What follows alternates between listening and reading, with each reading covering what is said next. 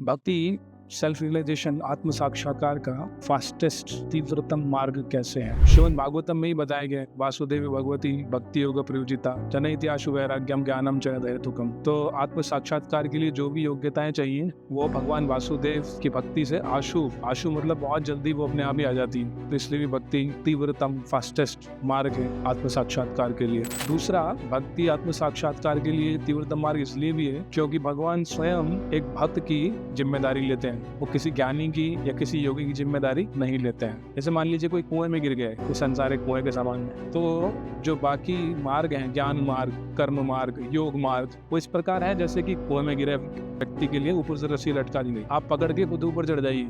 लेकिन भक्ति का मार्ग ऐसा है कि भगवान कुएं के बाहर खड़े हैं, रस्सी लटका दी है और वो कहना है बस रस्सी को पकड़ के रखिए, मैं आपको ऊपर खींच लूंगा। तो भगवत गीता में ये बात भगवान ना तो किसी अष्टांग योगी के लिए बोलते हैं, ना ज्ञानी के लिए बोलते हैं, ना कर्म योगी के लिए बोलते हैं। ये बात भक्ति योगी के लिए बोलते हैं। इसलिए भक्ति आत्म साक्षात्कार का तीव्रतम मार्ग है।